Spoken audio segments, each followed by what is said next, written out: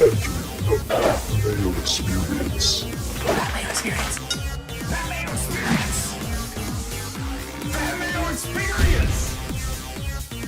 Experience. Welcome to the Pat Mayo Experience, presented by DraftKings 2023 Waste Management Phoenix Open Picks, Bets, Preview, one and done. This may as well be the winter major, and if we can call this a winter major and call like the players partially a major, 6 straight months of majors. This is the first gigantic event. This is the official kickoff, or unofficial really, because the official one was back in like October or something, to the PGA season. So welcome to all of you stepping in for the first time to figure out who you want to bet in as the lead-in to the Super Bowl, because this is just Super Bowl pre-programming at this point for the Waste Management Open, one of the best tournaments every single year. So smash the like button to the episode, sub to Mayo Media Network if you have never done that before, rate and review and download and sub the Pat Mayo Experience audio podcast as well. That would really help us out. Geoff Fienberg, Pebble Beach has not yet concluded. We said, fuck it, who cares? No one cares about Pebble Beach unless you're sweating. Shout out to Cust. Cust has his one and done, 2 strokes ahead. So maybe this will be the first time in 4 years that he gets a winner. So we're rooting for Cust over here. Kenny and Baroff have Peter Maldonado. There's other chasers that are going on. So that's something you can like follow on your app. This is the main course right now for Phoenix. Everyone's here. Yeah, absolutely. Like you said, winter major. We used to feel like we got like a Foss fall major, like that WGC over in China. But this actually feels like a winter major. We should give Brooks Koepka an exemption into this field, and it would be even better. But I'm super fired up. Pebble Beach hasn't even teed off yet. It'll be good afternoon fodder. Credit to Cust. A lot of us, Rose was really popular last week. Maybe should have seen it coming. Good for him. Hopefully they're not interviewing his mom as coverage starts today. But yeah, I don't know. Let's winter major. I was fired up. I was looking at DraftKings, had great numbers up on the weekend. Pat was getting my beak wet early. Got my beak wet again. Oh man, I am fired up.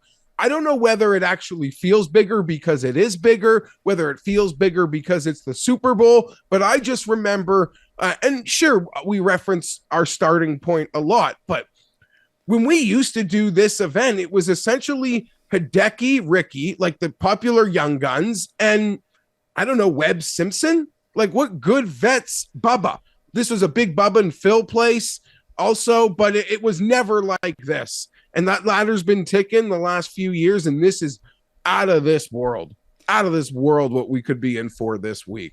$20 million dues to the field, $3.6 million to first place. So I can see why this has now been made an elevated event. It's funny that it's kind of wiped Pebble Beach and even Farmers to an extent. Like Farmers felt fun. It felt good. We love Torrey Pines. It's a fun event. It finishes the day before the championship games in the NFL, so you can get that out of your system so you can concentrate on probably the second biggest weekend on the NFL calendar. And that feels like sort of the first, like, I don't know how to describe it really, because Pebble Beach is so bad that people were withdrawing from Pebble Beach so they wouldn't miss the qualifier for this tournament. That's how bad Pebble Beach has gotten. Yeah, some of those guys were surely going to miss the cut. Some of those guys were had decisions to make. That is certainly unfortunate. Not to go to complete left field, but, if Liv had their shit together, they'd have been running this past weekend. Yeah, I suppose. I mean, they technically did run this weekend. Everyone on the Live Tour played in an Asian Tour event. That was almost, I thought it was fun because Cameron Young and Lucas Herbert both played over there. They're both in the field this week in Phoenix, played the Saudi International. I thought it would be kind of funny that this is the prime location for Live guys to, at least at this point of time, get their official world golf ranking points to get into the majors. So it's almost like auto points for all these guys. Whoever wins gets the most. Obviously, Abraham Answer won, so he's going to bump up a little bit. But it just would have been hilarious that with like the 2 PGA Tour guys in the field, if one of them won, not only to steal the money from the Live guys, but to steal those world rankings points from those guys that they thought were assuredly coming to them. I was happy to see Answer win. I think that was also a pretty popular bet. I missed the tee off in that one. So that was, I guess, a lucky for me, no action. But yeah, I'm fired up, but I also have a few things to say about this past week, Pat. So I don't know where we want to begin. Now, we can still begin there. People can always hit the time codes for all of that. If you want to access the stats, the lineup generator, the simulator, go to fantasynational.com/Mayo. You get yourself 20% off all membership levels. And, Jeff, guess what? RunTheSims.com, free for the Super Bowl. You want to use custom optimizations, simulate the game 10,000 times, use the prop generator to see if the props are actually good numbers with the VIG or not. RunTheSims.com, Jeff, completely free. Just type in your email and you are good to go. XFL is coming up, though. Well, we got to charge for that because everyone printed so much money last year. Yeah. I was going to say, you can't leave that part out of it. I've never been so assured as tailing something as I am of your boy Justin Freeman's XFL, any non-CFL American run second tier football. I'll walk off a cliff with Run the Sims based on last time. Well, the funny thing is, like, just the biggest, because listen, there's no advantage. Even in the golf market right now, they're taking so much handle on everything. At least DraftKings Sportsbook readjusted the odds over the weekend, so there wasn't 30 players underneath 20-1. But we still see it in the future market. They're just taking so much hold on everything, and the NFL has the sharpest lines going. You're not really going to find an advantage. You do find an advantage in things like WNBA, in lower level college basketball that isn't on TV every single night. The XFL, the USFL, where the books don't really know how to cap it. So if you think that you're ahead of the game on the information in the projections in your simulations, you can kind of take them to the cleaners. We saw it last time. I know that's a limited sample size, but the success was so off the charts that I'll walk that plank. So yeah, I think it'll be a plank into Scrooge McDuck more than a plank into alligators or something. So runthesims.com, the free membership, fantasynational.com/Mayo to get yourself in on that 20% discount. The newsletter is completely free. That's down in the description as well. So go sub to that right now. Any last second changes, boom, you'll just find it in your email along with the final bets, the extra info, everything that you need. Tambo and I are obviously going to be talking on Wednesday about the DraftKings side of everything, the closer that we get to tee-off times. And there was one more thing that I was going to say, and I completely forgot what it was. So please tell me about Pebble Beach. Okay, let's just start simple. Did you see when Jim Nantz unveiled their new technology? I believe it was a Kitayama par 3 shot. Was it? Do you have any idea what I'm talking about? Is it the technology where it shows where it hits the green? That one? Yeah, it's like we will show you where the ball is going to land, essentially. Great. Yeah, no, it's like, what did we just... I mean, this is an upgrade from... last year in a major, we got field goal posts. Do you remember that? And we got Goldman at the players. Goldman was hilarious. The field goal posts at the U.S. Open were a travesty. Fine, but as someone that you've been on like the outer fringes of like meetings on a media level, like imagining what it took for Goldman and like how like you just see them approving that. It goes over your head. Anyhow, yeah, I didn't understand it. I'd rather just wait for the extra 2 seconds and see where the ball actually goes. I don't know if this is like, but I'm one of those people that doesn't mind if they put up tracer on the pucks like they used to in the 90s, but that's because the computers have killed my eyes. I mean, you guys think I'm high, not that I don't participate, but the screens have just burned me. So it's like now it's early morning. I can't see. I should be wearing glasses. Maybe they're down here. They're broken. How'd you break your glasses? I don't know. They fell. I don't know. They're pretty dusty too, but so you never wear your glasses, what you're saying. Yeah, and I like 7 years ago I was told to wear them for screen time. It's good thing you listen to them. And late night driving, which I do most of the time. There's a pair in my car. We'll go that far. Yeah, so that did nothing for me. It was kind of awkward, but I guess acknowledging the new technology. I didn't see any of it pretty much. I mean, I saw the new technology on the internet being retweeted about, but people are losing their minds about this Aaron Rodgers situation too, Pat. Who cares? It's the fucking Pro-Am. Ben Silverman shot a 1-over Aaron Rodgers played at 7 strokes, apparently higher than what he's in a calculator for in Wisconsin, and they won the Pro-Am. Good for him. Hey, if you're not cheating, you're not trying, Jeff. This is golf. Ben Silverman, Thornhill boy. Your neighbor, right up basically. the street. Yeah. Not my neighbor. Not your neighbor? Sure. Well, like in a bigger macro sense view, yeah, sure, my neighbor. But no, not my neighbor. That's back-to-back wins for Ben Silverman, by the way. What else did he win? He won Corn Ferry last week. See, you should know that. You got Corn Ferry. He got a Pro-Am victory with his celeb partner carrying the day. I like that Keith Mitchell. I like that Keith Mitchell was salty about it too. About Aaron Rodgers sandbagging? Yeah, that Keith Mitchell said, well, if Aaron Rodgers and Ben Silverman won, because I think Mitchell and Josh Allen came in second place, that they feel like they're the real winners. Oh, good. I love that. I love that. I was going to ask you if you saw the Euro Magic yesterday morning. I did. Double water. That is not something I would have expected anyone to rebound from. Yeah, double water rebound. That tour's the best. That tour's the best. I here's what I did see. I saw Cust tweet out that Rose was finished after he was won over through like 3 holes to start the final round at Pebble. And obviously that is Tim's pick to win Pebble Beach. Then reels off the old eagle birdie streak. And it's like, oh, okay, here we go. He's finally harnessing his powers. This is not good for any of us. Yeah, he's due. He really is due. He's due. He was in form, I guess, circling with Rahm last week. People, when you tell the people who he's picked this week, I think there'll be a lot of angry Mayo Media Experience people out there. I mean, that's almost the name of the show, so that's pretty close.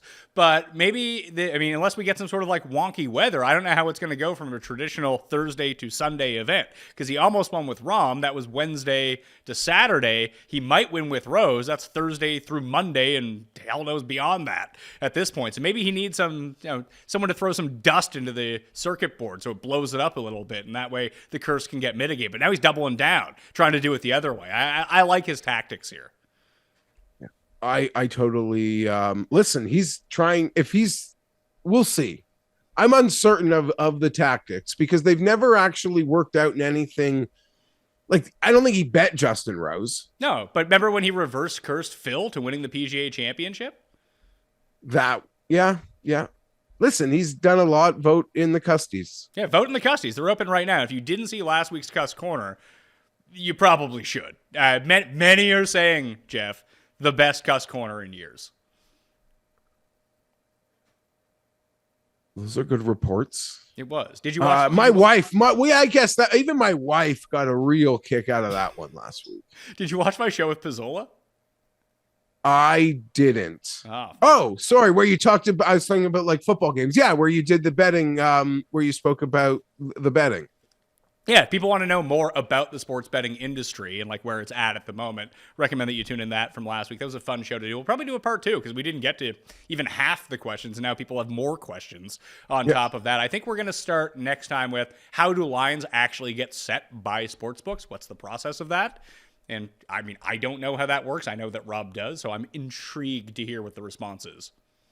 And I don't know, at some point, I would love to get in on something like that with Rob, because I have so many questions as it pertains to, the pro better.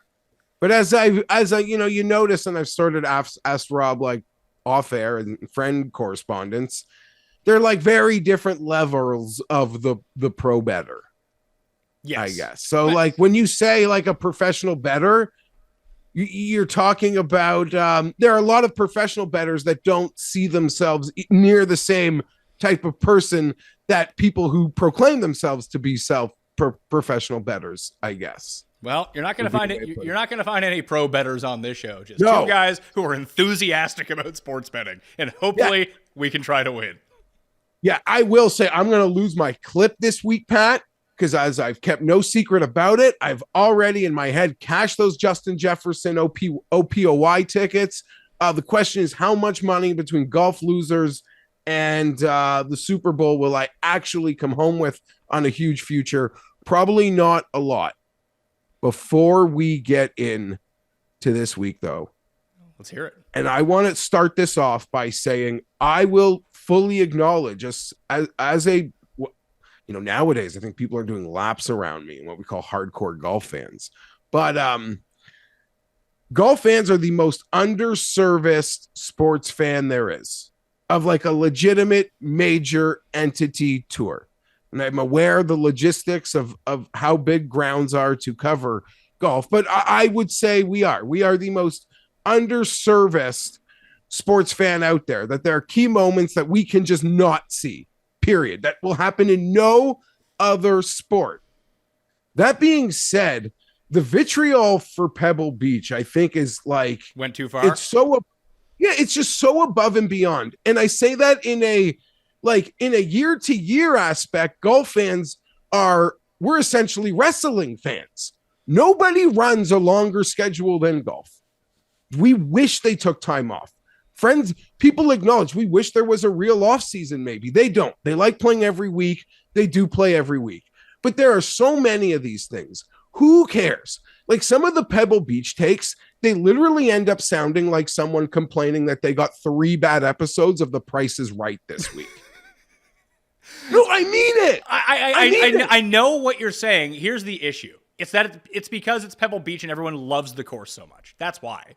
They want to see good things happen here. They want a reason to tune in to have to watch Pebble Beach because they're going to watch Pebble Beach regardless. They don't want to have to sit there and be like, oh my God, another Jason Bateman shot. Yeah. Even as they dwindled those guys off the course, there was still plenty of that. I don't know, but I guess I can't argue that. And to them, they'll tell you that plays, that shtick. And if Will Arnett and Bateman are going to take over the role as a lot of like guys are dead now, or they look like they're dying and they won't be around much longer, sure. But I just mean we're back at it next week. There's shitty events all season long. Only 8 of them actually matter. And my ultimate case, they should play less. But if major sponsors want to be in bed with them, these huge corporations, they're not going to say no. But at some point, complaining about Pebble feels like your mom is bitching you that she didn't like her run of Young and the Restless, for a few days.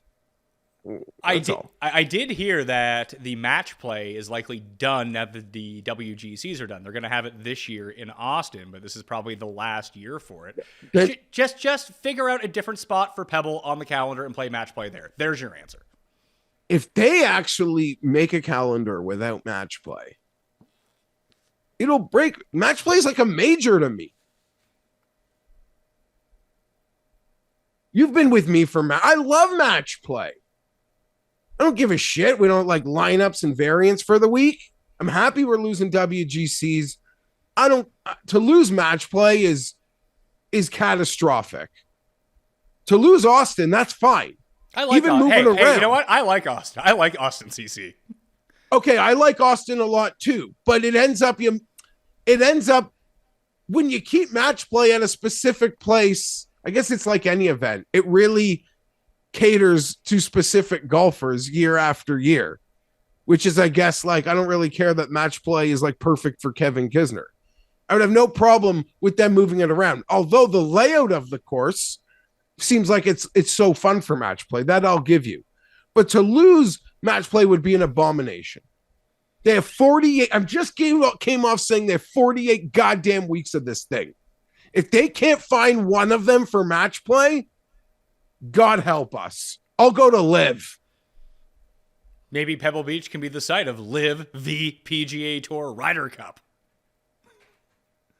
Which I'm here like, for. when would the PGA ever give them that platform? They wouldn't, but I would want to watch it. Here, come share an NBC with us. Well, maybe come they can share maybe our they, platform. Maybe they can simulcast it with YouTube and the CW app. That's fine. It's a great idea, and it's fun to think about in the same way, we wanted, the WCW, WWF pay-per-views or something. It's unfeasible. Like, the PGA is not lending their platform to these guys. And I could be wrong.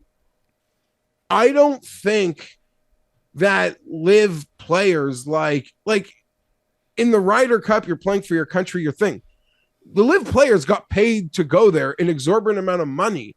I don't think that they like really care to fight for Liv's honor. But maybe I'm wrong. All that being said, now to lose match play, I'm freaking out. I'll freak out. Well, it's okay. We have a winter major, and we can talk about that in a second. But I do want to let you know there's a big game coming up this weekend, Geoff, and our friends over at Odds Checker actually have a nice little giveaway for people right now. It's super easy to do. Just you can even hit the description and do this, or just type in Odds Checker US into YouTube. So all you have to do is just subscribe to Odds Checker US on YouTube. Comment Mayo, that's MAYO, if you are terrible at spelling. So there you go. On any video. It doesn't need to be one of my videos or one of Jeff's videos, although Jeff will have one later in the week, and I'll have one with Ross Tucker and Brandon Matthews and Pam Maldonado breaking down Super Bowl props, I believe, on Thursday. That will come out on the channel. It doesn't matter. Whatever channel that you want, you'll get into a $500 February giveaway. Who couldn't use $500, Jeff? Anybody? Would you want $500? I'd love $500, but I don't think I'm allowed to enter. Well, there you go. So everyone besides Jeff and myself, I suppose, go to Odds Checker US on YouTube. You can find the link down in the description right now, and just comment Mayo on any of the videos that are up there right now, and you will be in that draw for $500. Easy stuff. Legit takes like 7 seconds, so highly recommend that you do it. Waste Management Open. Let's get to this. This is going to be fun. We know the course. We know when it's on. We know you can make bogeys here. That's fine. But you need to make your share of birdies, especially coming in. We've seen some big comebacks over the year. I think 5 of the past 7 years have gone to a playoff at this event. The only time I ever remember this tournament being a blowout is when Phil shot 60 in the first round and just ran away with the tournament. Awesome. Great memories. Great memories here. Great memories for me in Winner's Circle. Great memories of me making a total ass out of myself in front of like my friends' wives as the Super Bowl is winding up, because I've been a part of so many of those playoffs, more good than bad. So many fun Brooks memories, so many fun Ricky Hideki memories.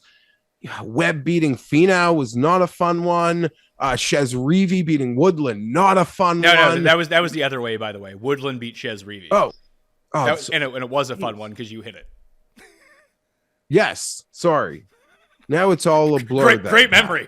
And you're the guy who does. I don't know why I felt like Shez Reavie. Did you say you were the guy who doesn't partake or the guy who does partake? I always partake. So that's probably why. That's where the memory issues come in. No. You need to be like straight edge Pat Mayo over here. Oh, I thought you meant like on the Super Bowl. No.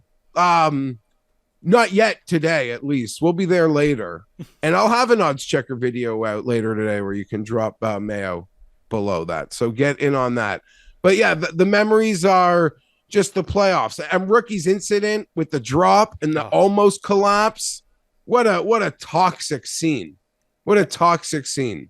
That is the so only, I'm all over. That is the only time I ever remember bad weather at this event, was that day when Ricky almost imploded and Grace almost caught him. I think we got lucky. Grace ended up putting one in the water on 17, which has become its own party. I didn't get lucky. I had Brennan Grace. Anyway, the great thing about this event, and I've joked with you year after year, is I'm so bad at betting the Super Bowl, like the sides that I pick, that I've been very lucky at picking winners here, and I don't come home with what I should be coming home with, because I just take a bath in the game.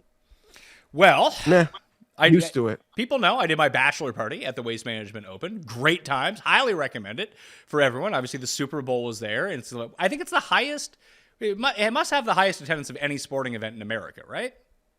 Year in, year out? You would think so, what they allow onto the grounds. And my wife asked me if the field being so much stronger would mean like the crowds would be even bigger. And I'm like, no, it doesn't even matter. Yeah, probably. Doesn't even matter. That's just like a super bonus that they've made part of this event, Pat. And I would argue having an activation at this event from a sponsorship or any sort of, I'm not even talking about like a tent, a suite on 16. I mean, like your ability to hand things away for free and have someone come up and play a game probably costs you more than I mean, the Masters wouldn't allow anything, but even a major, any event, it's probably like double, triple the price to run an activation here from a marketing or sponsorship standpoint. It's really crowded. Like people are just smoking in the middle of piles. Everyone's drunk. I saw a fist fight when Ricky was trying to tee off at one point. The hill on 17. So when you see 17 on TV, like there's a crossway where they hold people up because it's one of the thoroughfares to get out of and walk up to 18 and get out the exit. But there's also a big hill up the right-hand side that you never really see on TV, and it is just full of drunk people, and you can even sit there, as we were doing, and betting on people passing out and then rolling down the hill and how long it would take them to get to the bottom of the hill before they woke up. So it is a tremendous time when you go.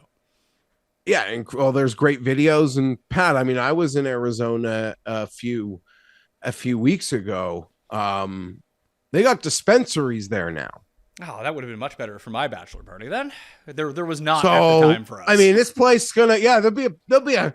I mean, we've seen some balloons hovering lately. There's gonna be some clouds hovering around this place this week. It's par 71 at TPC Scottsdale. Obviously, I love the closing 4 holes here. You have 15, the easy par 5, but you can jam it in the water if you go for it in 2. Obviously, 16. 17 is, it's not really a make or break par 4, like going for it par 4. Everyone should just go for it because you can dunk it in the water and still make par on 17. So it's really not the end of the world if you do go into the water. And 18 seems like it should be harder than it's been playing, but it's a weird approach shot when you have to kind of cut over the water and try to miss those pew bunkers coming in, because you can get yourself into a lot of problems, but it is difficult to get over to that spot. So a fun closing hole. You can birdie and or eagle 2 of the holes. You can birdie all of them. So it really creates some real fun and drama down the stretch, and we see all these comebacks happen. Who's going to ride the hot putter is essentially what it comes down to on Sunday, as we've seen over there. Or is Brooks going to have like a weird chip on 17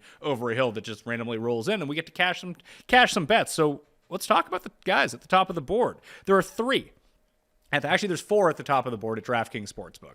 It's Rahm at 6.5 to 1, Rory at 8 to 1, Xander and Scheffler at 11 to 1. Now, DraftKings Sportsbook has some great odds on some great guys, but I would recommend shopping around at the top of the board because this field is so strong that all the books can't quite agree on who the best players after Rahm and Rory are in this field, and that has been dictated in their odds. For example, I bet on Justin Thomas. Justin Thomas is 16 to 1 at DraftKings Sportsbook. He's as low as 24 to 1 somewhere else. That's a good number, 24 to 1 on Justin Thomas. I am there with you, Pat. 24 to 1, Justin Thomas. Let the overexposing begin. Credit to DraftKings for coming out swinging on the weekend with some big numbers, and I took advantage of a couple of those that we will get into. Quickly, just like holistically on this event, on this field, especially with the big boys, do you almost feel like you've got to have a betting card that looks like it's a major championship? I mean, look at the winner's circle of this event, and then look at what we've had when we've had fields like this. Are we in a 25, 30-man field this week when talking about outrights? I think so. It's easy to say that now, and when we see who wins, you're like, oh yeah, of course, it's that guy who won. That made a ton of sense. And it's not going to be like, I see people betting Keegan Bradley early, or Thigala, or some of those guys, and I think they could win. It's just so difficult in an event like this, and those guys are capped in their odds anyway, if that makes some sense. Like, it's not like you're getting them at 200 to 1. You have to bet them at like 80 to 1 now, or 50 to 1, something crazy like that. That doesn't seem worth it Thigala to at 50? Yeah. Thigala at 50 is crazy. I mean, you can get burnt. I mean, we'll get into it. And some of the numbers that were even out there on the weekend surrounding Thigala. Brought to you by the great DraftKings. Yes, this has been available for the past 3 months at DraftKings Sportsbook, and we picked off Cam Davis and KH Lee at 130 to 1 a few weeks ago. Cam Davis decided not to play in this field, so we got money back for that, right? That was nice of them. Yeah, they sent a refund. I didn't notice it came in. I just spent it somewhere else. But when I went back to look, it was refunded. But we got KH Lee at 130, and he's in an 80 now. I don't know if I'd play the 80. I thought he'd be in better form. I don't hate his form right now, and he's TPC Lee. We're at a TPC course. You need to get there. But I do want to focus back up on those top four. And we can even extend it down a little bit. Homa is 16 at DraftKings Sportsbook. So is Justin Thomas. Cantlay is 18, who obviously lost in the playoff to Scotty Scheffler at this tournament last year. Those are all the guys below 20-1 at this course. But it depends on where you look, because then you have Fitzpatrick at 22. Finau and Morikawa at 25-1. That 25 on Morikawa is the best I've seen anywhere. Hideki is 28, Tom Kim is 28, and Victor Hovland is 30-1. So of the guys at the very top, Rahm and Rory, let's just isolate them because they're going to be 1 and 2 everywhere. In a field of this strength, I think the odds are probably, fair is relative, but I'm not getting to either of those guys as an outright bet.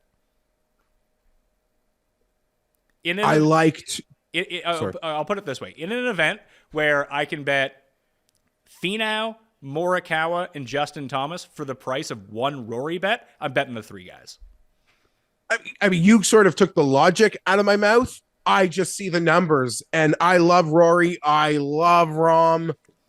Seeing them win, especially when it doesn't, it's not my bet coming in second or something, which hasn't even happened often these days. I can enjoy it, but I'm not here for it. I don't think I don't think the difference is as big. I take both of their presence as an opportunity to lose money on bigger odds and have a lot of fun building a card. What about Scheffler?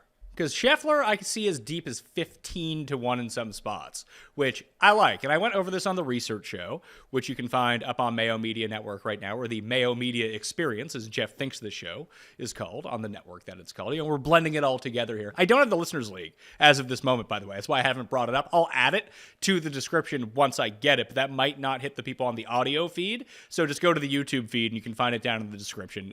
It's going to fill super quickly this week. 3,000 spots, no rake on DraftKings. You're probably going to want to get in on that. So I'll add it the moment that I get it. I just don't have it as of this moment. But Scheffler is playing like Scheffler was at this time last year. He just can't make a putt to save his life.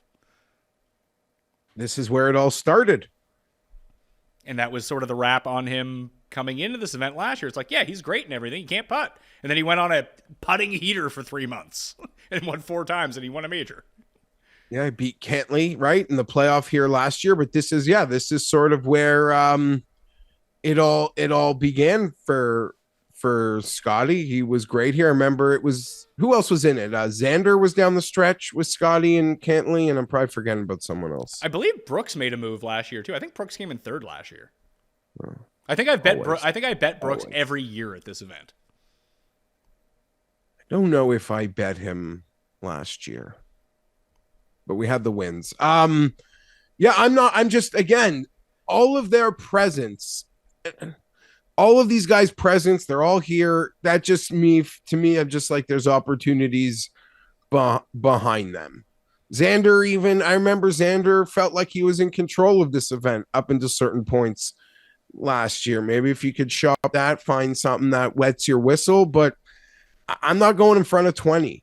I'm not. I'm wasting too much money behind it to think I can go in front of it, Pat.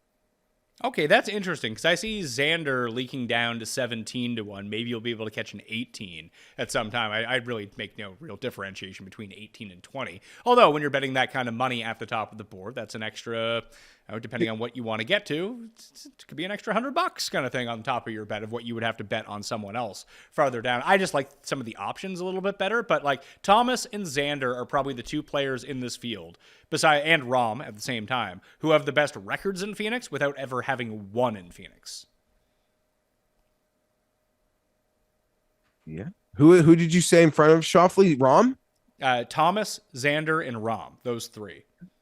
Yeah, totally. I was on Xander last year. I think it was an 18 or a 20, and I didn't mind it. I don't know. The field probably didn't feel as strong. I was ready for him to take advantage of his form here. I'm just not there. I'm playing the bigger numbers at what I would argue is just equal talent. Some might even say better. So let's probably talk about who we have bet. I bet 3 guys from this range. I grabbed that Justin Thomas 24-1. I bet Colin Morikawa 25-1. And I woke up early, Jeff, and caught myself a Hideki 41-1. Okay. So I have all three of those, and I also have the weekend Cam Young from 45 to 1 on DraftKings. And honestly, I don't know that I'm done because I'm still staring at Finau. I'm still staring at Hovland. I'm still staring at Tom Kim. But I could be done. But one of those others that I didn't mention, even though we haven't gone that far down the board, I am sorry. But that Cam Young that showed up this weekend as he was contending in Saudi, thank you, DraftKings. Yeah, it was hanging at 45 most of the weekend. I mean, he really should be 45 though. I get the Cam Young is really good. I mean, the guy still never won before. Maybe he's this year's Scheffler. This is where it all kicks off for him, and he keeps going. Obviously, he had that great run at Riviera a year ago, which is going to be next week, so he's going to be very popular again in a week's time. But I don't know. Like, if I can bet Hideki for longer odds than I can bet Cam Young, I'm going to bet Hideki. Yeah, sure. That makes sense. But I was sitting there on the weekend saying, like, Cam Young's 45, say Heath is 50. Like, what am I doing here? That's fair. So I just clicked and he was playing well. He was contending. This is the type of course that I feel like projects well for Cam Young. Maybe I'm just getting cocky and trying to call it. And you are right. With this field strength, we probably, with some of the projected numbers on Cam Young, we were probably a little over our skis. And now that we sort of have talked through who's actually here, 45 I'd say isn't as good as it is like fair, if that makes any sense. Yeah, but you think he can win, so let's ride with it. I just look back at the leaderboard from last year. Here's some of the names that were lurking around inside the top 10 last year. Scheffler and then Cantlay were 1-2. Xander Thigala and Brooks all tied for third. Noren, Horschel, Thomas, Hideki, Rahm, Fitzpatrick, Homa. It's a fucking incredible leaderboard. What an event. That was real fun, even though I ended up losing. Xander missed a putt, I think, to get him in the playoff, and it wasn't very long. Yeah, whatever. Finau. What a great event. What a great event. Finau, weirdly enough, in the past 5 years of this event, because we really remember the loss to Webb, because Webb went on this putting heater to basically take away that win from Finau, and then he beat him in the playoff. But he's only made the cut once in the 4 starts over the past 5 years here. Yeah, so I noticed that because there were some early 25s that I was kind of drooling about, and they're still there. And then when you deep dive it, you're like, whoa, he has that playoff loss, but he really hasn't moved the needle at all here. I don't know whether people will try to make a connection. When you're betting golf, I guess you're trying to find reasons not to bet guys, Correct. Especially this week. You're trying to like narrow this down. There's like 10 guys who I want to bet on, 12 guys. I got to narrow that down to 4 or 5. And you got to find reasons. And but you know, so you'll hear people say, oh, maybe they don't like the crowds or the vibe isn't for them. I'd argue like Finau to me embraces this event a lot. And I don't know whether like asking the crowd to get loud on 16 and putting a jersey on means you embrace the crowd here, but I do. And we'll go back farther because another guy's never made a cut here that I want to swim around. So you really want to bet Victor, do you? I don't want to, but 36, 35 to 1, that doesn't seem wild. That seems something I'm going to swim around. But you notice he's 0 for 2 just in the cuts. And he's the type of player who you would assume like is really comfortable in the silliness that goes on in this event. Is he silly? Silly. He's a silly boy, is what you're saying? Yeah, it gives off that vibe. Fresh out of college too. I don't think those. I mean, he's the type of player that if this field wasn't that strong anymore, you'd feel like those young guys would still be coming here. Oh, for like sure. The hot young guys on tour. Now, like this literally, I mean, we joke using the hyperbole of winter major. This is, I mean, the level of prestige it feels like Phoenix has become on the trophy case feels like it's now up there with like Memorial and Arnold and the other real special non-majors. Yeah, the party time major. That's why people, I mean, there's a reason that people love this so much. Remember when at the Canadian Open last year. I forget which hole. I think it was number 16, the par 3 at Royal St. George's, St. George's Golf and Country Club, whatever it was. And it was super loud like that. Other places are trying to mimic the vibe of Phoenix. No one can quite capture the vibe of Phoenix because it's an entire vibe for an entire weekend, especially the Saturday. Yeah. But more elements of this are seeping over, or at least events are trying to make this more of a thing at other events too.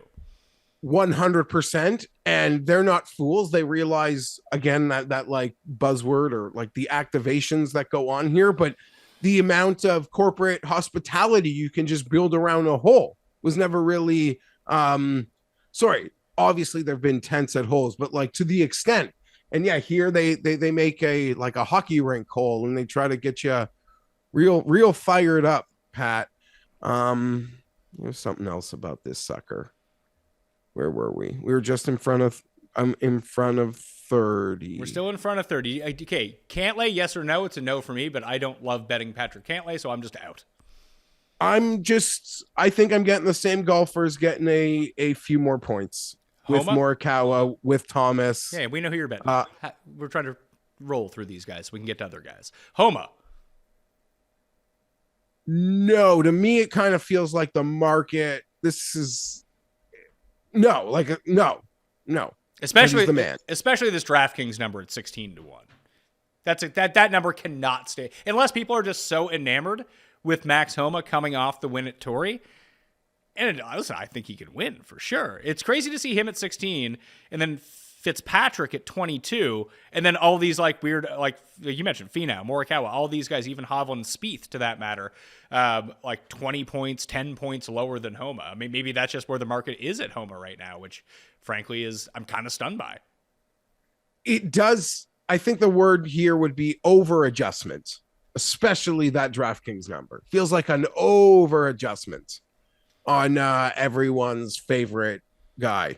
And a lot of our friends are watching this with leftover Max Homa bucks too. Oh, for sure. I don't have them, but a lot of you do. And it just feels like a total over adjustment. I love Max Homa. I mean, how many times out of 10 are you betting Justin Thomas over Max Homa? 10 out of 10. And at the same number, 100% of the time until something changes, I suppose. But listen, there's a reason that I bet on Justin Thomas this week. I love the number. And the last time every time that I say that I'm going to bet Justin Thomas because his number has got beyond 20, I haven't done it. And I think he's won the event. He did it at Bridgestone that year where he opened at 30 and I was in Montreal and I was on vacation. I looked at it and missed it. Then it shrunk to like 15. He won. Last year's players, the players the year before, wherever the hell that was, he dipped to like 22. I was like, yeah, I should bet that, but I'm going to bet these other losers instead. Justin Thomas wins. Last year at the PGA Championship, he went down to like 24, 22, whatever it was. The boost. I should really bet that number. That's a really good number. Didn't do it, wins the event because that's just how it worked. Now that I'm on it, he's definitely not going to win because that's how these things work. But it's just like Morikawa at 25. Like what? For a guy who's come second and third in the only two good fields so far this season, a lot of disrespect on Colin Morikawa in this number. Wild. And to me, it feels like a great little course fit for him also because we've seen the shot makers just attack this thing. He is, as some would say, like elite Ricky Fowler on the Phoenix setup. Huh? Yeah, minus the putting. Well, can he raise? He's putted well in his 2 starts so far this season. It doesn't seem like he's done that because he didn't win the event. At least that's the standard. Then I love Morikawa. He's my favorite player. So obviously I'm going to bet him at 25 to 1 at an event that I'm super jazzed about. But like I said, for a guy who's come second and third, it seems like he's having the world's shittiest year. I think he's having a great year.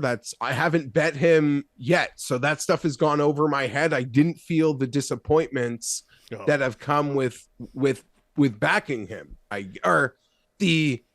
feel like he should have won. I didn't bet him, so I feel disappointed, even though he beat 140 guys. And I guess for Century, he beat 30 guys, whatever. Sorry. 41 were in that field. There's 136 in the field this week. And we still have some Monday qualifiers that I have to get in. I think this is the most competitive Monday qualification event ever on the PGA Tour. It has always been a hyper competitive one, even before the elevated status, Pat. I think it has to go with the propensity of professional golfers who live in the area as well. It has always been a stacked Monday quali here.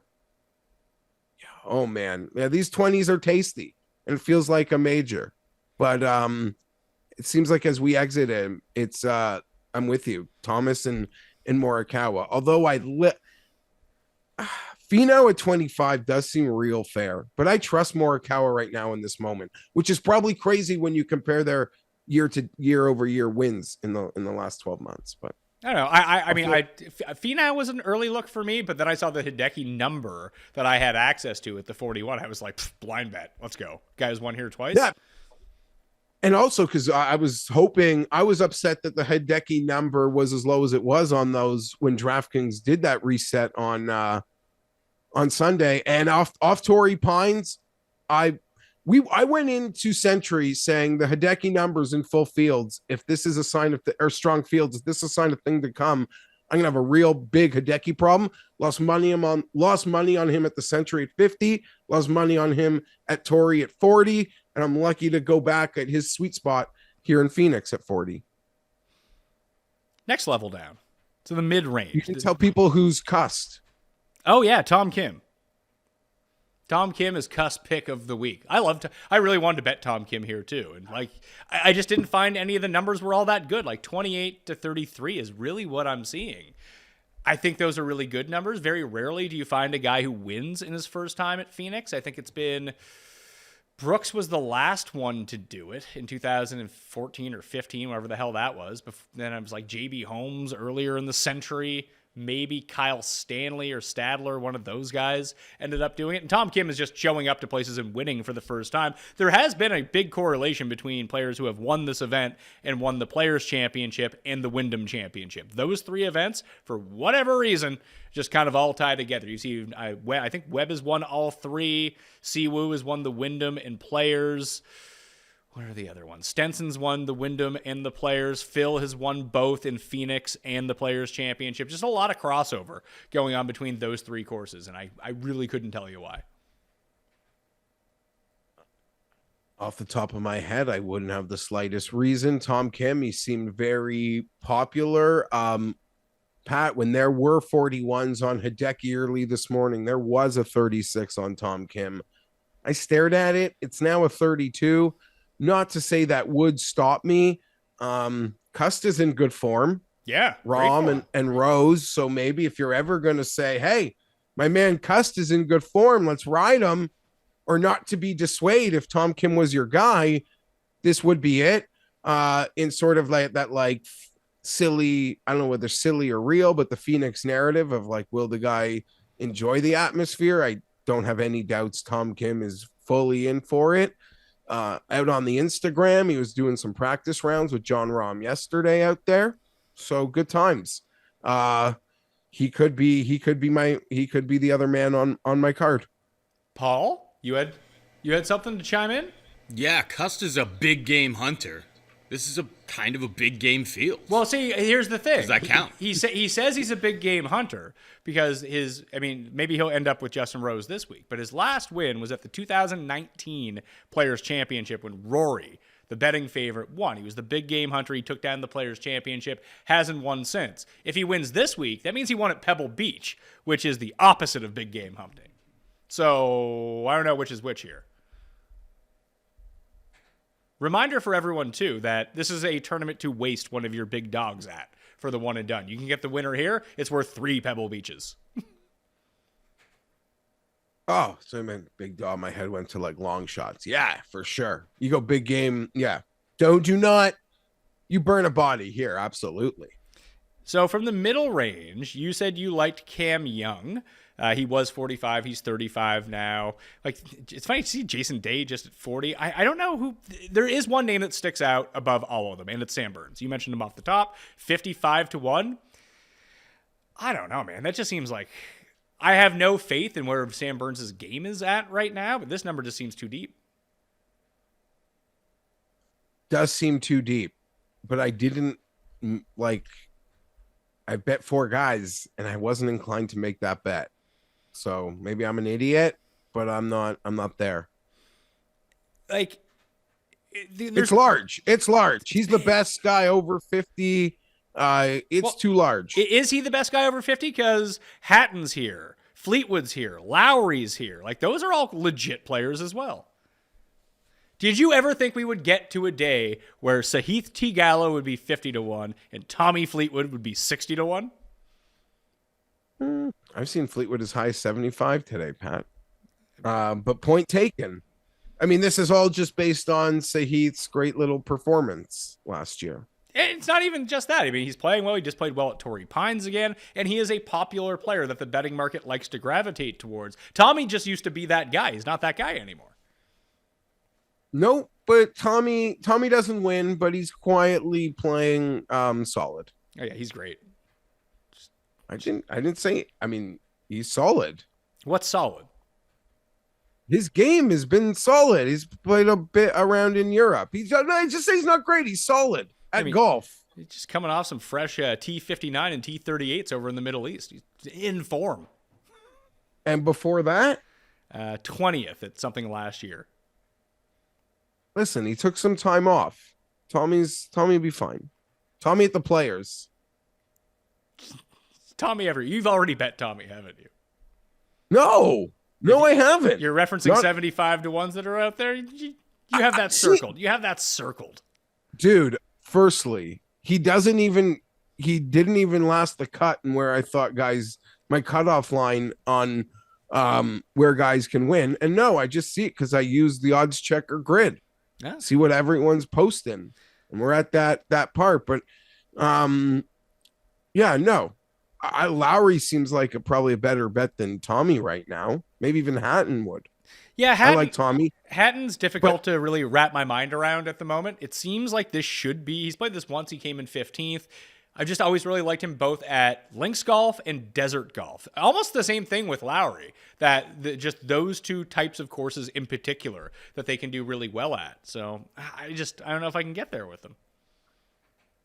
But I'm not out of the 30s yet, Pat, because I think. Let's go. Who Well, else? I mean, are you betting 20 guys?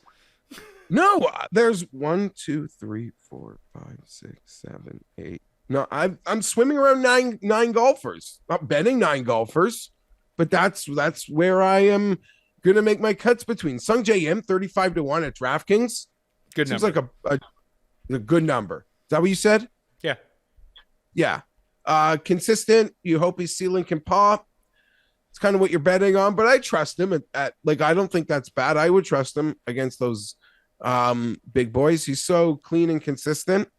It's almost like would I be wrong to say like poor man Xander double the price? Sung Jae and Xander? Yeah. Can you explain that to me? Nope. I have more interest. Like just in that there's their games. Like it's just when I put them up in Fantasy National, it's just so consistent. Because they're consistent. Do you find that there are similar types of players? No, but everything they do is good enough. Sure. No, I would agree with you that everything they do is good enough. That is correct. And maybe that was a really silly way of saying it. I just feel like sometimes their best skill set sometimes isn't like overpowering like some of the other really good players. True. But they're just so. But we're let's not pretend like Sung Jae and Xander are like slouches off the tee. They're both very good off the tee, which you need to be at this event. Yeah, but I'm not pretending they're slouches. I'm just saying they are just very. They're very like rotisserie wise. They're just very good. They're Andrei Kirilenko. That's when I played fantasy basketball. That was probably like the last time. Sung Jae was the one who had most of my interest from the 30s, but I have 2 guys in the 20s, a guy at 40. I could feasibly fit in another guy at 35-1, something like that. He would be the one. I want to see what we want to do further down. Like, how you feeling about Ricky? I like Ricky.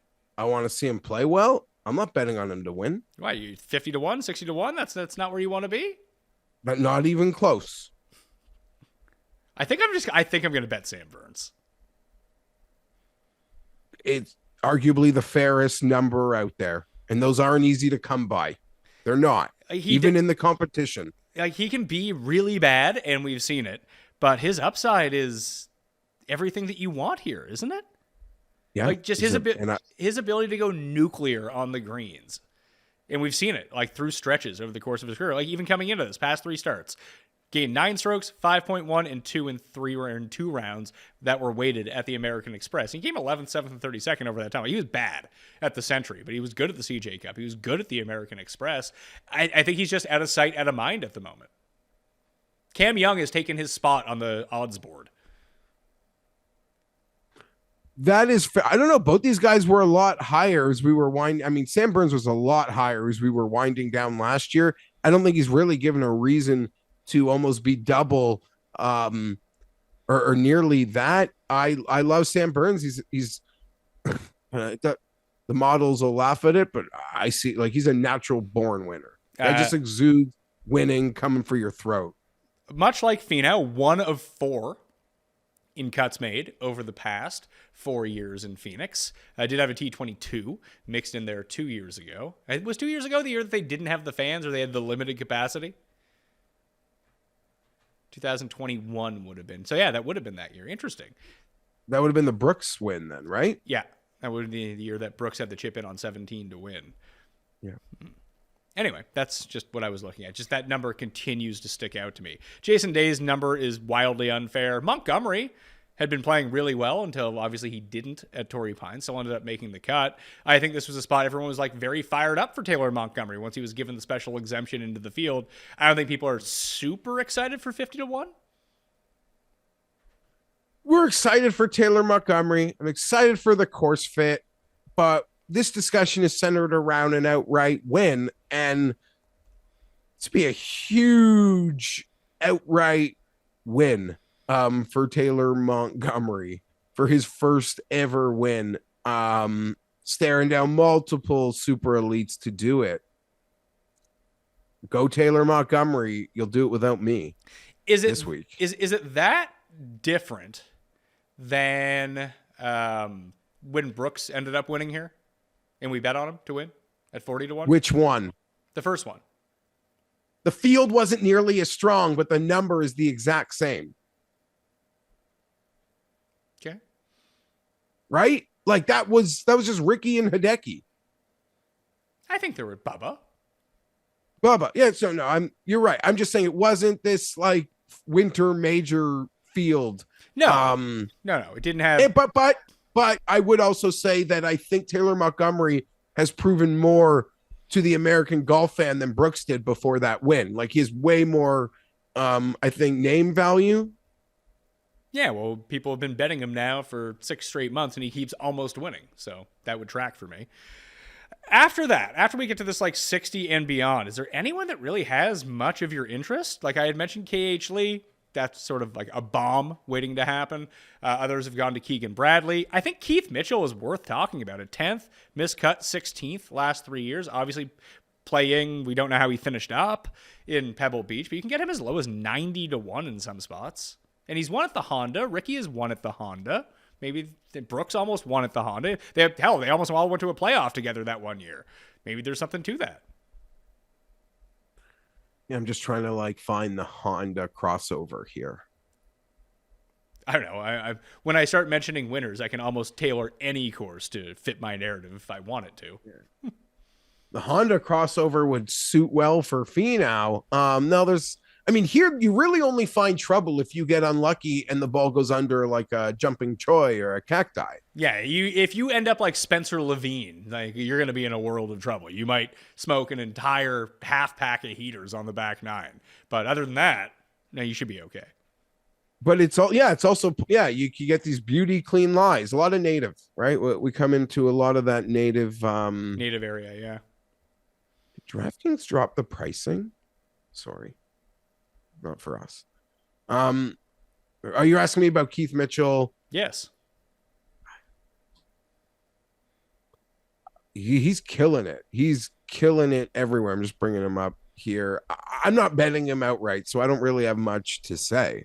I might. But he looks like the game is rounding into form. I was really surprised by how well he has played Pebble this week. I know some people were calling that. That wasn't on my radar. The other one, I think he's 200 to 1. And maybe this is more of a top 30, 20, whatever discussion. Hayden Buckley.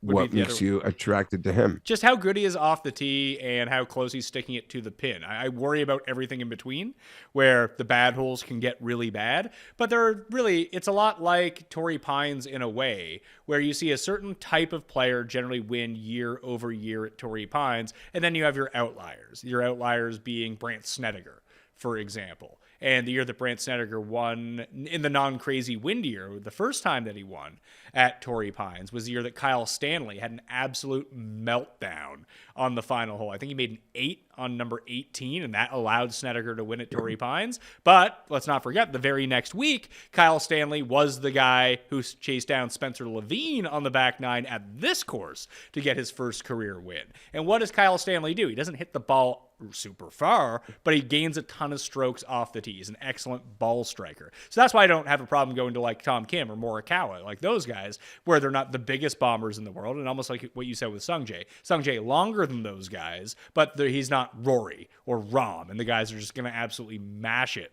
off the tee. But you don't want to have a guy on your outright card who is either short off the tee or sprays the ball around too much and doesn't gain strokes, because then all of a sudden you're in a world of hurt. It's actually my one problem with Thomas. But that's what's so great about this is we've seen like Brooks and Bub, just be able to do what needs to be done here. But we've also seen guys just make the shit out of this place as well. So it works for all of them. I love this event. I love this course. So of those guys, you mentioned Hayden Buckley. I mentioned Hayden Buckley. The reason why he's 5th off the tee over the past 24 rounds of any player in this field. Luke List is 10th. Jason Day is actually 11th. Your boy Pendrith, coming off a good week, is 12th. Davis Thompson is 15th. Davis Thompson might actually get some love for me here. He's 250 to 1 right now. He almost won an event against John Rahm 3 weeks ago. So I know you might have mocked it in the lead up, or maybe it was just a point of reference that I kind of misheard. But Lucas Herbert, if you're talking about off the tee and playing well, doesn't he have like back-to-back T5s in Europe? He's 150 to 1 at DraftKings, and I'm pretty much seeing it no higher than 90 anywhere else. When you say off the tee, why did you mention Lucas Herbert? Guy's like atrocious off the tee. Well, he has been handling the last 2 venues that I'm saying were prominent to guys off the tee. Sure. It's a very basic formula for Luke Herbert when he does well. He chips and he putts. That's his entire game. he's kind of like better Denny McCarthy. Better Denny McCarthy. Like he can do the other things. Like sometimes he can drive. Remember when did you have him with us at the Irish that year that he won, and just watching him on the back nine drive it into the trees every single time? No, but I remember watching it. Yeah, and just like, oh my God. Like sometimes, like the irons are rarely very good. Like even to look back on it, over his past 5 events, he's averaging 3 strokes lost on approach. That's not great. At least the driving is turning itself around a little bit, but it's chipping, it's putting, stuff he generally does well every single time out. I'm not against him here, and I think 150 to 1 is a fantastic number. As you mentioned, he's already been slashed everywhere else based off the past top three on the DP and Asian Tour last week. And last week's tournament on the Asian Tour was a really good event with a really strong field. So I don't think that's not for nothing, but this feels like a different type of step up for him.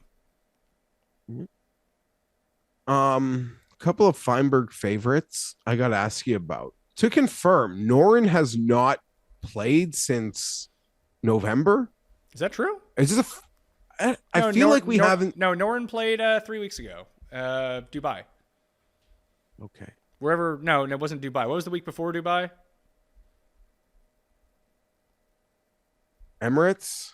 Yeah, whatever the first DP event was, he played in that. He came 5th. Okay. It would be his first start, I guess, on the PGA this year. Correct. Okay, good for Norton. I don't know. It seems way too low for him, but Wait, there was some quiet low. How low is he? I've seen like 60, 70. Why is that way too low? It's the same number as fucking Shane Lowry. I don't like any of the, I don't know. I'm a Norin stan. I'm not here for Norin at 60 to 1. Oh, I thought you were saying like that number seemed like really big. Like, oh no, we got crossed on what you meant by low. Yeah, I'm sorry. Yeah, that was probably my fault. No, I'm not. No, but he has played well here before. Anyhow, moving on. Gary Woodland had made the cut, which I guess is a silly and an adventurous farmers, I guess we could say. He's coming in at 150 to 1 here. He's got some nice history, but it's a total mixed bag with Gary and a lot of mixed cuts. I would have more interest in Steele at the same number, or at 130, rather than Woodland right now. But that's me. You know Molinari's playing? I saw it in scanning the board. I'm not betting. That's about it. Do you think the Aaron Wise truthers will be out this week? Is the number 80? I'm seeing DraftKings as a 65. Okay. But pass. But there is a 90, which is probably would be enhanced to 100. Is it like a 90 or is it 90?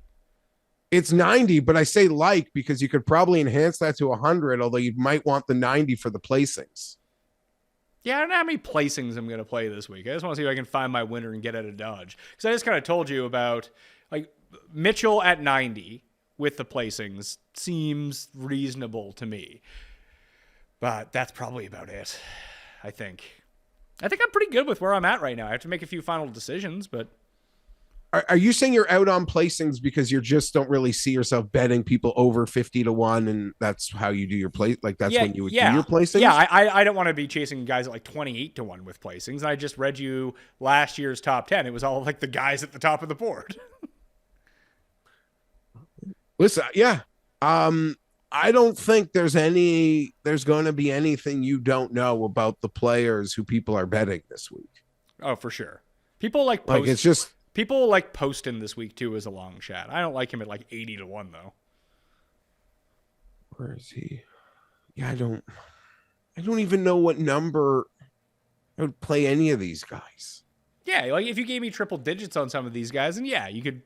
I have my long shot. It's KH Lee. Yeah, 130 with you. That's my long shot. I guess a quick note on Pendrith. We did discuss him last week. We thought it might not be like a course fit. I think maybe when we look back on it, we'll just sort of maybe acknowledge a nuclear Sunday, which will certainly prop up a finishing position.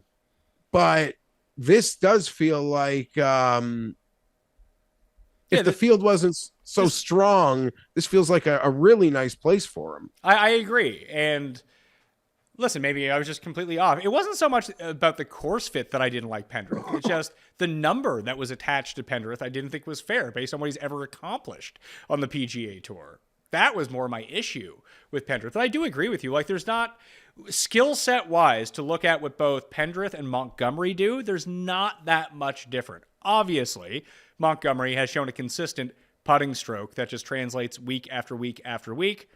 And Pendrith doesn't. But Pendrith is generally a pretty good putter as well.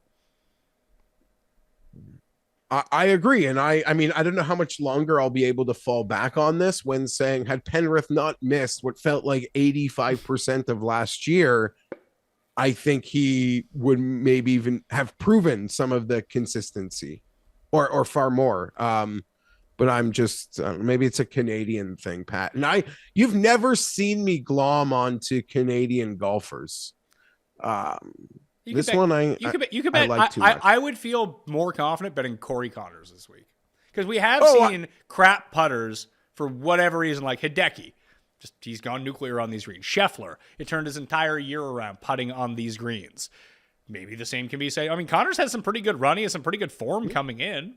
He's the type of guy that's not long but gains a bunch of strokes off the tee. We know how good he is with his irons. As long as he doesn't put himself out of a tournament, he can generally be in it.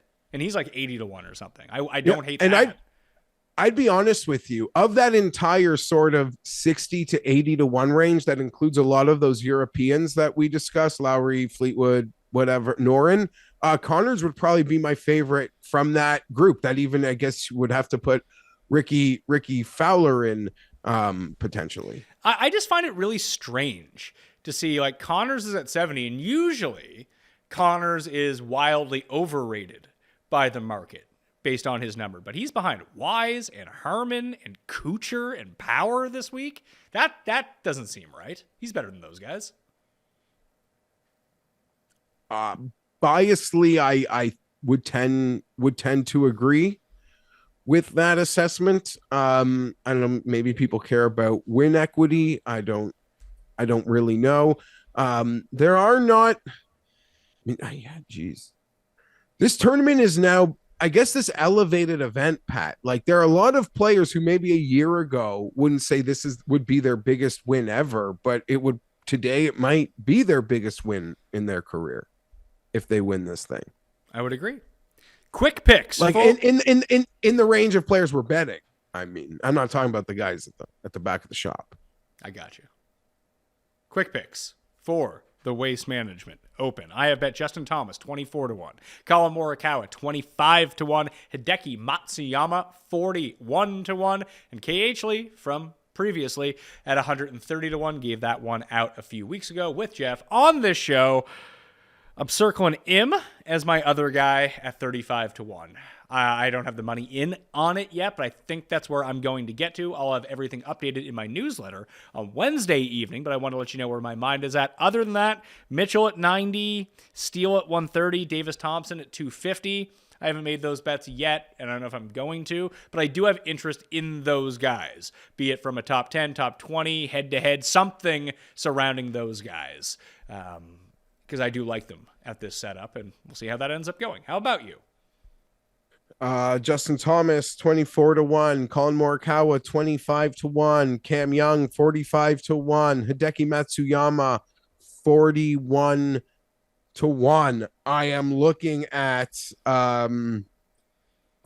this is gonna be one more add to this card in like a real bet range. I have the KH Lee that we did months ago at 130. I don't see myself betting anyone in that 50 to 100 range, but I'll be proven wrong. Finau at 25-1, Hovland at 36, and M at 35. One of those three players will be added to my card. I'm also thinking it's probably too late for me, but I feel like might not be giving Patrick Cantley enough respect. Well, what can you do? You should just bet everyone and just throw No. $100 on everyone. And then if you win, you can be like, well, I really only bet 3 guys, but this was actually one of them. And then you can tweet it out and be like, wow, I'm a big winner. No, I'm going to have my card tweeted before. Those are going to be my bets. I am planning on, I'm planning on winning a lot of money unless Jalen Hurts steals Justin Jefferson's Offensive Player of the Year. So I'm not afraid of making an extra bet. It's just, I don't want to bet long shots. And once I'm in this range, once I'm in 20 to 40, 45, I guess, committed to 5 golfers, to win what I want, we're already overexposed. We're overexposed. One and done picks for the Waste Management Open. You get to pick before me because my guy withdrew from the tournament. I mean, Matt McNeely is still listed at like 55-1. Apparently, he says he has a shoulder injury, so we'll see how that goes. But Cuss has selected Tom Kim as his one and done. It is your selection. Okay, Cuss took Tom Kim. I'm going to take, which really good player do I want to burn? Jeez. I'll take Morikawa. Okay. He's in form. We're going to light it up. I'm going to take Xander as my one and done. Thought about that. We'll save him somewhere else. Yeah, I was thinking I about want to bet on the guy this week. I'm invested in too many good players. I wanted to make sure I'm betting on that guy. Yeah, but I hear you. There's somewhere else where I want to use Justin Thomas. There's somewhere else I want to use Morikawa. And I don't think I'm going to get to Xander as one of my major picks. And now seems like as good of a time as ever. As I mentioned, him, Thomas, and Rom all have the best records without wins at this event. So Can you tell me if you don't mind disclosing, the Morikawa burn spot for you? You can say you don't want to say it. the what? Where you are saving Morikawa for. I'm just curious where that is. I'm not letting you know that. Okay. But I hear that Liv may have bought property near it. Interesting. That are the players. Yeah. Just I think that the Masters and Players are two great tracks for him, especially if he can get his putter fixed a little bit. Like his Masters record is good anyway, and he's still like yet to play well there. That is a if you do deep dive Morikawa on the Masters, the results don't really match the stat line. No, like the results have been good. It doesn't seem like he's really played all that well, yet he just continues to lurk and lurk and lurk every single year. I mean, it's going to be hilarious when he wins the Masters this year. Then he's just one major away from the Grand Slam. It'd be hilarious if he got it before Rory did. That would be interesting. I don't have a single Masters bet. Neither do I, but because none of the odds are good right now. Yeah. That will do it on the Pat Mayo Experience. As mentioned, head over to Odds Checker US, comment Mayo on one of those videos, and get yourself, after subscribing, into a draw for $500. Jeff will have a video up there on Monday evening. I'll have one for football on Thursday evening. Hopefully they get me the Listeners League soon so I can throw it in the show, but for whatever reason, they're fucking delaying it the entire time. But smash the like and sub to the channel while you're here anyway. Sub to the Pat Mayo Experience audio podcast, runthesims.com, completely free for all football. FantasyNational.com/Mayo for 20% off all the golf stats and research that you need. All right, I'm Pat Mayo. Good luck this week. I'll see you next time. That Mayo Experience!